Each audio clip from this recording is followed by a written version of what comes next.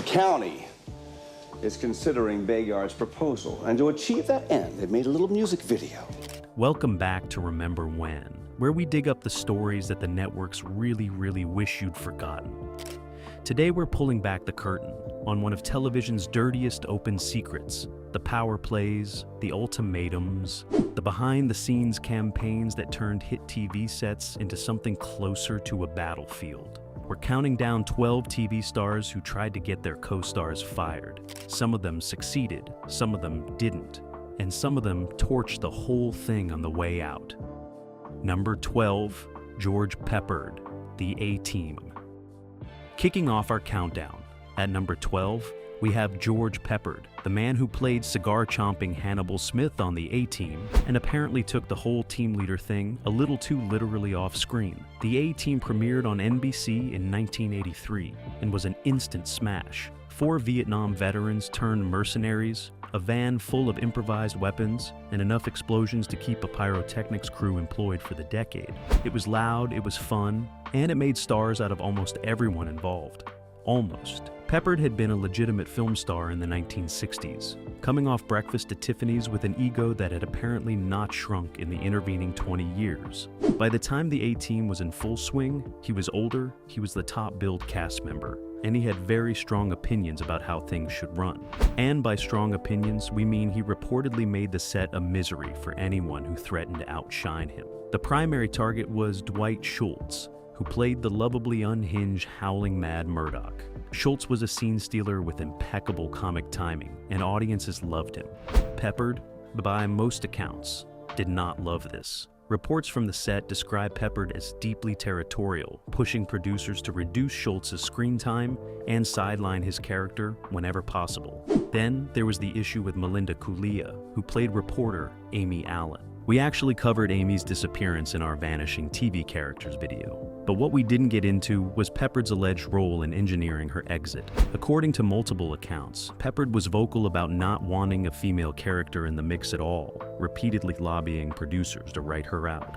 By the middle of season 2, Amy was gone, reportedly reassigned to Jakarta. Peppard got his all-male van back.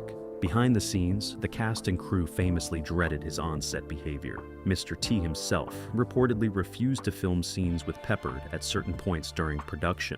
When the star of a show called The A-Team isn't speaking to the man playing B.A. Baracus, something has gone spectacularly wrong. The show ran for 5 seasons. George Peppard passed away in 1994. He left behind an undeniable body of work, but the stories from that set remain a cautionary tale about what happens when a star starts confusing the chain of command on screen with the one off it. Number 11. McLean Stevenson, Maz. Coming in at number 11 is McLean Stevenson, the man who played Lieutenant Colonel Henry Blake on Maz. H, and made one of the most catastrophic career miscalculations in television history. But before he left, he made sure to try and take a few people down with him. M.A.S.H. premiered on CBS in 1972 and quickly became one of the most critically acclaimed shows on television. Set during the Korean War, it used dark comedy to say things about Vietnam that the networks wouldn't let anyone say directly. The ensemble was electric. Alan Alda as Hawkeye Pierce, Wayne Rogers as Trapper John, Loretta Swit as Hot Lips Houlihan, and Stevenson as the bumbling but lovable commanding officer Henry Blake. Here's the thing about ensemble casts. Somebody is always doing the math on who the audience loves most. And Stevenson, watching Alan Alda become the undeniable heart and breakout star of the show, decided he wasn't interested in being number 2. According to production accounts, Stevenson lobbied hard behind the scenes to have Alda's role diminished, pushing for storylines that centered Blake and sidelined Hawkeye. He reportedly went to producers repeatedly, arguing that the show needed to rebalance around his character. The producers disagreed, loudly and clearly. So Stevenson did the thing that seemed logical at the time, and seems absolutely baffling in hindsight. He quit. In 1975, he left MASH to pursue a solo career, convinced he was a bigger star than the show. His character was written out in one of the most shocking episodes in television history, with Henry Blake's plane shot down over the Sea of Japan. What happened next should be required reading for every actor in Hollywood. Bussas, you were awesome. Yeah, Ian's not only survived without him, it got better.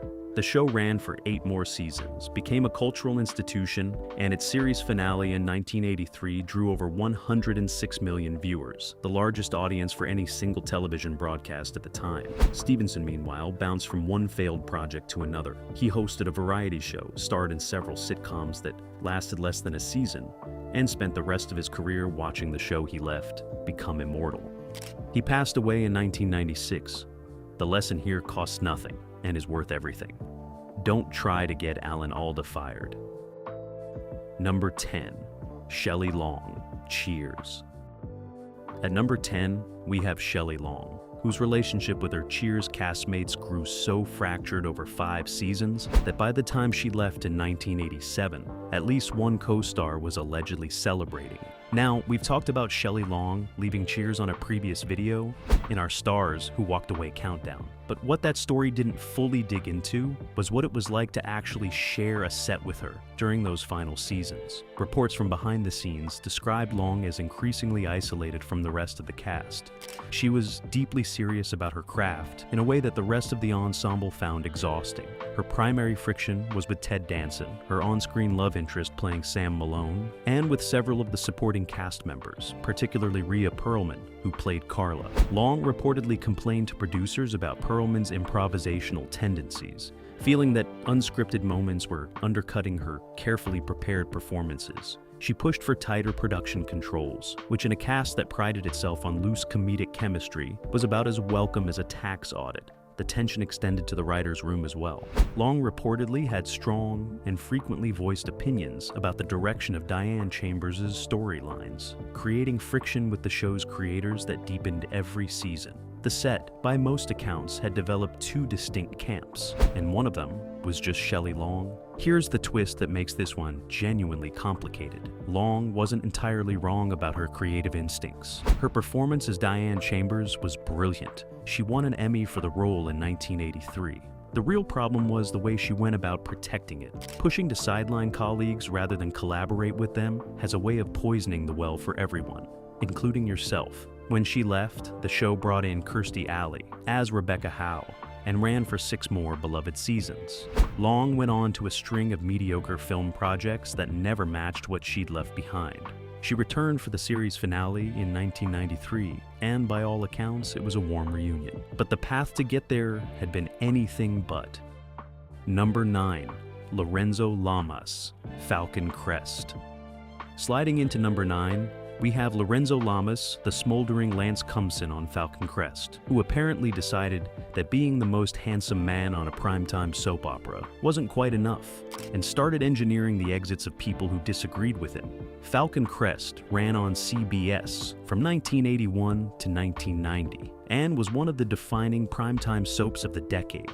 Set in California's wine country, it had money, ambition, betrayal, and Jane Wyman as the imperious Angela Channing, chewing scenery the way the rest of the cast drank Chardonnay. Lamas played her grandson Lance, who started as a villain and gradually became one of the show's more popular characters. The problem was that Lamas knew it. According to multiple production sources from the era, Lamas developed a habit of complaining to producers about co-stars he felt were getting in his way. Several supporting actors on the show reported that critical or questioning comments made to Lamas in private had a strange way of making it back to the producers, reframed as professional grievances. It was a pattern that more than one person on the Falcon Crest set found unsettling. His most notable target was reportedly Anna Alicia, who played Melissa Agretti, Lance's long-suffering on-screen wife. The two had a famously icy off-screen relationship, and Alicia later spoke publicly about the toxic dynamic that developed between them. She left the show in 1988, and while the official narrative involved contract negotiations, her own accounts of the experience painted a picture of someone who had been made to feel unwelcome by a co-star with the producer's ear. What makes the Falcon Crest situation particularly interesting is that it played out entirely within the soap opera ecosystem, where contract disputes, character assassinations, and mysterious exits were practically their own genre. In a show about backstabbing wealthy families, the backstabbing was apparently not confined to the script. Lamas went on to Renegade, his own syndicated action show in the 90s, and later became a reality television fixture. But the stories from the Falcon Crest set remain a fascinating time window into how far a popular actor can push things when the network considers them an asset. Number 8. Delta Burke, Designing Women. Coming in at number 8, we have Delta Burke, who you might remember from Our Stars Who Left Hit Show's video. But here's the part of that story we held back. Because Burke wasn't just feuding with the producers of Designing Women, she was actively working to get at least one cast member removed from the show. Designing Women ran on CBS from 1986 to 1993 and was one of the sharpest ensemble comedies of the era. Burke played Suzanne Sugarbaker, the former beauty queen with a genius for self-absorption and a fur coat for every occasion. It was a career-defining role, and Burke knew it. The problem, as the show progressed, was that knowing your own value and letting everyone else know you know your own value are two very different things. Behind the scenes, Burke's relationship with creator Linda Bloodworth Thomason deteriorated badly over the later seasons. But what's less commonly reported is that Burke also directed significant fire at Jean Smart, who played the sharp-tongued Charlene Fraser Stillfield. Smart was a gifted comedian who had a warm, natural chemistry with the audience that sometimes pulled focus in ways Burke found intolerable. According to production sources from the period, Burke made her feelings about Smart known to producers on multiple occasions, pushing for storylines that would diminish Charlene's role. The irony here is almost too rich to serve at a Southern brunch. Burke was fighting to protect her own position on the show by undermining someone else's, while simultaneously accusing the producers of doing exactly that to her. Jean Smart left at the beginning of season 6. Burke was fired shortly after.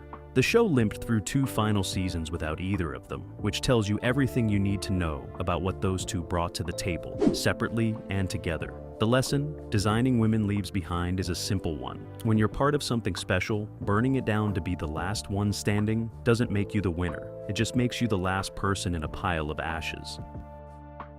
Number 7. Bill Cosby, The Cosby Show. At number 7, we have Bill Cosby, and specifically his well-documented campaign against Lisa Bonet during the run of The Cosby Show. Now, we're focusing entirely on the professional conduct here, because the other chapters of the Bill Cosby story are a different and far darker conversation. The Cosby Show ran on NBC from 1984 to 1992 and was the defining sitcom of its era. At its peak, it was the #1 show on television. Bonet played Denise Huxtable, the second eldest daughter, and she was electric, unconventional, a little unpredictable, and exactly the kind of performer who kept audiences leaning forward. In 1987, Bonet starred in the film Angel Heart alongside Mickey Rourke, a dark and sexually charged thriller that was about as far from the Huxtable household as you could get. Cosby was furious. He reportedly went to NBC executives and pushed hard for Bonet to be removed from the show entirely, arguing that her film choices were incompatible with the family values the show was built on. The network worked out a compromise. Bonet's character, Denise, was written off The Cosby Show and spun off onto A Different World, a college-set companion series. It bought some peace temporarily. Bonet left A Different World after 1 season due to her pregnancy, and when she eventually returned to The Cosby Show in season 6 with a surprise husband and a stepdaughter. The tension was visible from the living room couch. What makes this entry particularly notable is how it played out in public view. Cosby didn't hide his disapproval of Bonet. He made comments in interviews that were pointed enough to need no interpretation. It was a very visible exercise of star power against a younger cast member, dressed up in the language of creative values. Bonet's character was eventually written out for good, departing to follow her husband to a naval posting overseas. She never quite got the career the moment seemed to promise, though she remains a cult icon to this day. The whole chapter is a reminder that on-set power has never been distributed equally, and probably still isn't. Number 6. Cybill Shepherd, Moonlighting. At number 6, we have Cybill Shepherd, whose behind-the-scenes behavior on Moonlighting became so disruptive that by the time the show ended, virtually everyone involved was pointing fingers directly at her. Moonlighting ran on ABC from 1985 to 1989 and was genuinely revolutionary television for its time. The crackling chemistry between Shepherd as Maddie Hayes and Bruce Willis as David Addison made it appointment viewing. The banter was sharp, the romantic tension was electric, and for a couple of seasons, it was one of the best shows on American television. Then things got complicated. Shepherd and Willis had a notoriously difficult relationship off-screen, and Shepherd, as the established star and executive producer, had significantly more leverage. She used it. Production sources from the era describe Shepherd repeatedly pushing to have Willis's best material cut or reassigned. When Willis began receiving more critical attention and fan mail, Shepherd allegedly escalated her demands with producers, arguing about billing, screen time, and the balance of comedic moments between the two leads. The real breaking point came when Shepherd lobbied for significant story changes that would have effectively demoted Willis's character from co-lead to supporting player. The producers, aware that Willis was rapidly becoming the bigger draw of the two, were caught in an impossible position. They largely held the line, but the damage to the working relationship was irreparable. What's fascinating about Moonlighting is that the behind-the-scenes war was visible on screen in real time. The energy between Shepherd and Willis went from electric to noticeably cold. Episodes started arriving late. The production fell perpetually behind schedule. By the final season, the show felt like two people trying very hard not to make eye contact. Willis walked out of the experience and straight into Die Hard in 1988. The rest is box office history. Shepherd continued working steadily, eventually landing her own hit with the self-titled Cybill in the mid-90s. But Moonlighting remains the show that could have been so much more if the two people at its center had ever figured out how to share it. Number 5. Brett Butler, Grace Under Fire. Crashing into number 5, we have Brett Butler, the stand-up comedian turned sitcom star whose behind-the-scenes behavior on Grace Under Fire became the stuff of Hollywood legend. And not the good kind. Grace Under Fire ran on ABC from 1993 to 1998 and was a legitimate hit, following a working-class single mother navigating life in a small southern town. Butler was funny, raw, and real in a way that audiences connected with immediately. At its peak, the show was pulling in over 30 million viewers a week. 30 million. That's not a hit, that's a phenomenon. But behind the scenes, Grace Under Fire was a slow-motion disaster. Butler's struggles with substance abuse during the production are well documented. What's less discussed is the specific toll that took on her co-stars, and the systematic way she made the set untenable for anyone who questioned her behavior. Tom Poston and Dave Thomas, both veteran comic actors, were among the casualties. Multiple writers left the show citing an impossible working environment. But Butler's most sustained campaign was against her leading male co-star, John Paul Stewart, and later, Casey Sander, who played her on-again, off-again love interest. Butler reportedly went to producers repeatedly about Sander, pushing for his role to be reduced and ultimately written out. The writer's room was in a state of constant turnover, with 64 writers cycling through the show over its run. 64. The average healthy sitcom might see a dozen over the same period. Each departure came with a story about a set where the star's approval determined not just creative decisions, but personnel ones. The show was ultimately canceled in 1998, after Butler's personal issues finally became impossible for the network to manage around. She has spoken publicly and honestly about that period in the years since, with a clarity that is genuinely admirable. But the wreckage left behind on Grace Under Fire tells the story of what happens when a network keeps protecting a star, long past the point where protection makes any sense. Number 4. Adieu, David Hasselhoff, Baywatch. Washing up at number 4, we have David Hasselhoff, the man who parlayed slow-motion beach jogging and a talking car into one of the most watched television shows on the planet, and then apparently decided that global domination still wasn't enough. Baywatch had one of the most unusual trajectories in television history. It premiered on NBC in 1989, was canceled after one season due to low ratings, and then Hasselhoff partnered with producers to revive it in first-run syndication in 1991. It ran for 11 more seasons, and at its peak was estimated to be the most watched television show in the world, which is extraordinary. It is also the kind of statistic that does interesting things to a person's sense of their own importance. Hasselhoff was not just the star of Baywatch, he was a producer, which meant his opinions about the cast were not just opinions. They were business decisions, and his most sustained target was Pamela Anderson. Anderson joined the show in 1992 as C.J. Parker, and quickly became its most recognizable face globally. She appeared on the cover of magazines worldwide, her popularity threatening to transform Baywatch in the public imagination from the David Hasselhoff show into something else entirely. Hasselhoff, by multiple accounts, was not comfortable with this. Production sources from the period describe Hasselhoff pushing behind the scenes to limit Anderson's storylines and reduce her prominence in promotional materials. When Anderson negotiated a significant pay increase following her exploding profile, Hasselhoff's resistance to the New Deal was vocal and prolonged. Anderson ultimately left the show in 1997, though the official version involved her pursuing other opportunities. The behind-the-scenes version was considerably more complicated. In a genuinely ironic twist, Baywatch's ratings began a decline shortly after her departure that the show never fully recovered from. Sometimes the person you're trying to sideline is actually the thing keeping the lights on. Number 3, Tim Allen, Home Improvement. Coming in at number 3, we have Tim Allen, and a behind-the-scenes dynamic on Home Improvement that the network worked very hard to keep out of the entertainment press for most of the 1990s.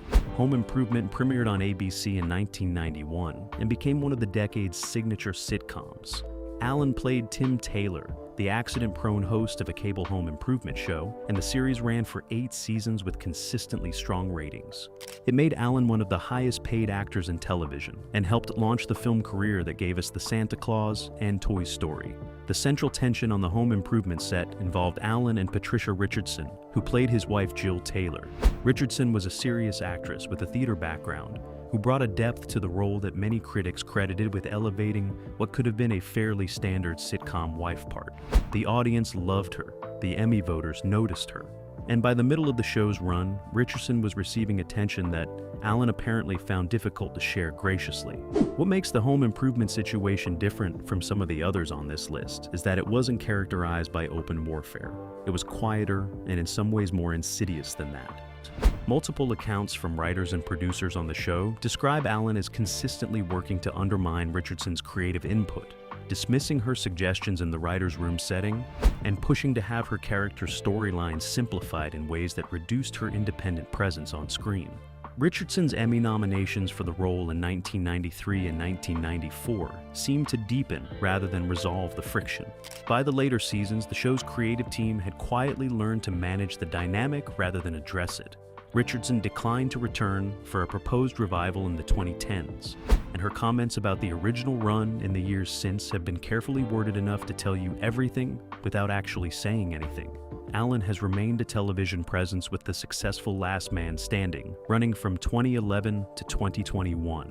But his relationship with his most important co-star during his peak years is one of the less discussed footnotes of 90s television. Number 2, Shannen Doherty, Beverly Hills, 90210, claiming the number 2 spot, and honestly it could have been number 1 on a different day, is Shannen Doherty, whose tenure on Beverly Hills 90210 was so turbulent it essentially redefined what a difficult set could look like. Beverly Hills 90210 premiered on Fox in 1990 and became a cultural institution almost overnight. The show followed a group of affluent Beverly Hills teenagers through high school, and it made stars out of practically everyone in the cast. Doherty played Brenda Walsh, the transplant from Minnesota trying to navigate the social stratosphere of West Beverly High. And she was compelling in the role, sharp, a little prickly, and significantly more interesting than the show's marketing suggested it would be. But by season 2, the stories coming out of the 92-10 set were becoming impossible to ignore. Doherty had reportedly clashed with virtually every significant cast member: Tori Spelling, Jenny Garth, Gabrielle Carteris, Brian Austin Green. The list was long enough to suggest that the common element in every conflict might be worth examining. Her most sustained campaign was against Jenny Garth, who played Kelly Taylor. Garth and Doherty had an explosive off-screen relationship, and by season 3, Garth had reportedly gone to producers and Fox executives with an ultimatum: her or me. She laid it out plainly. Garth allegedly told producers that she could not continue working under the current conditions, and that Doherty's behavior on set had become professionally untenable. Other cast members reportedly followed with their own complaints, creating a united front that the network found impossible to dismiss. Doherty's contract was not renewed after season 4. Her character Brenda Walsh was written out, departing for London to pursue an acting career, which is the 90s Fox version of being reassigned to Jakarta. What happens next is where the story gets genuinely interesting. Doherty later joined the cast of Charmed, where the entire cycle reportedly began again. She clashed severely with Alyssa Milano, who by most accounts returned the energy with equal intensity. Doherty left Charmed after season 3. Milano, by most accounts, was not heartbroken about this development.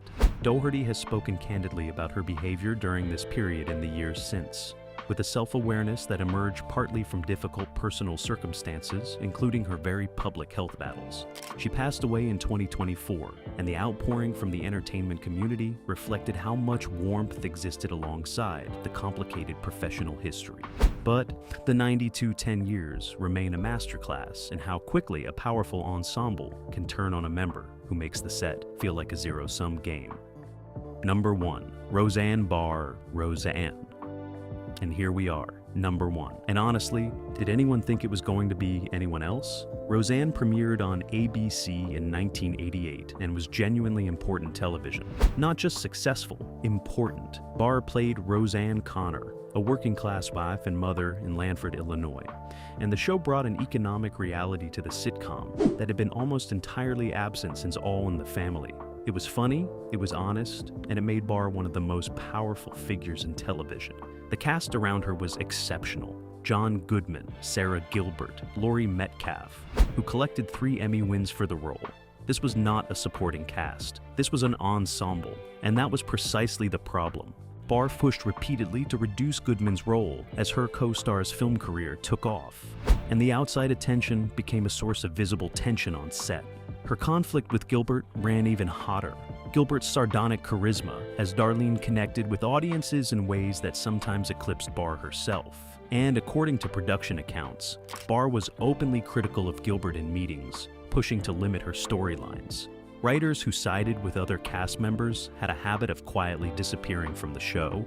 Executive producer credit is a very specific kind of power, and Barr understood exactly how to use it. Then came the revival, 2018, 18 million viewers for the premiere, a reminder of what the original had been. And then a racist tweet, and ABC canceled it within 24 hours. Here is the part that earns this the number 1 spot. The cast went back to ABC without her, pitched a continuation. ABC said yes. The Connors ran for 5 more seasons with Barr's character killed off in the premiere. The woman, who spent 30 years trying to write everyone else out, got written out by all of them. You genuinely cannot script that, and that is our countdown. 12 TV stars who tried to get their co-stars fired. Some of them succeeded and lived to regret it. Some of them failed and paid a price they didn't see coming. And one of them ended up being erased from her own show by the very people she'd spent years trying to sideline. Television history is full of brilliant performances and iconic moments, but some of the most revealing stories from that era never made it on screen at all.